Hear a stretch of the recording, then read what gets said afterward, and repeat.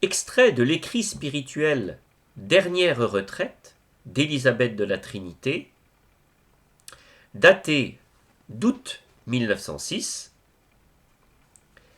7e jour, les numéros 17, 18 et 19. Celi enarrant gloriam Dei. Voilà ce que racontent les cieux, la gloire de Dieu.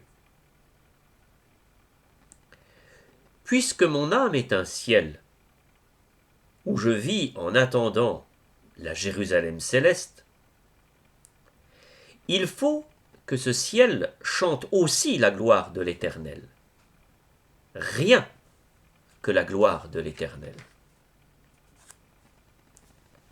Le jour transmet au jour ce message. Toutes les lumières, toutes les communications de Dieu à mon âme sont ce jour qui transmet le message de sa gloire au jour.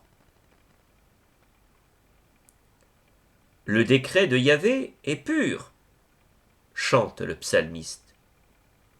Il illumine le regard.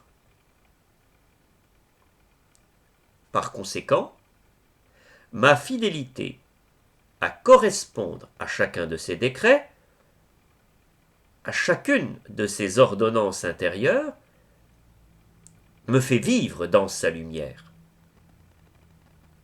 Elle aussi est un message qui transmet sa gloire. Mais voici la douce merveille. Yahvé, qui te regarde, resplendit, s'écrie le prophète.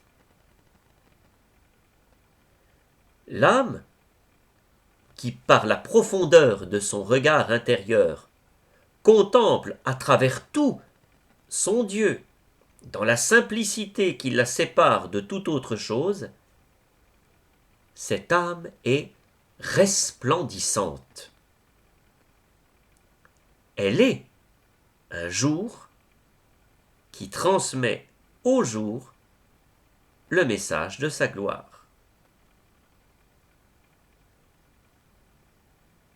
La nuit l'annonce à la nuit. Voilà qui est bien consolant. Mes impuissances, mes dégoûts, mes obscurités, mes fautes elles-mêmes racontent la gloire de l'Éternel. Mes souffrances, de l'âme ou du corps, racontent aussi la gloire de mon Maître. David chantait « Que rendrai-je au Seigneur pour tous les bienfaits que j'ai reçus de lui ?» Voici, je prendrai le calice du salut. Si je le prends, ce calice empourpré du sang de mon Maître, et que, dans l'action de grâce, toute joyeuse, je mêle mon sang à celui de la sainte victime,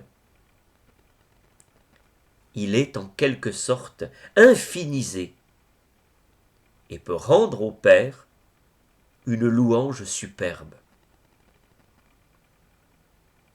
Alors ma souffrance est un message qui transmet la gloire de l'Éternel. Là, dans l'âme qui raconte sa gloire, il a placé une tente pour le soleil. Le soleil, c'est le Verbe, c'est l'époux.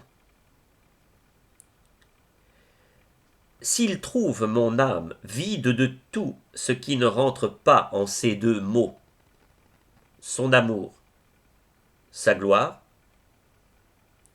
alors il l'a choisi pour être sa chambre nuptiale. Il s'y élance, comme un géant qui se précipite triomphant dans sa carrière. et je ne puis me dérober à sa chaleur.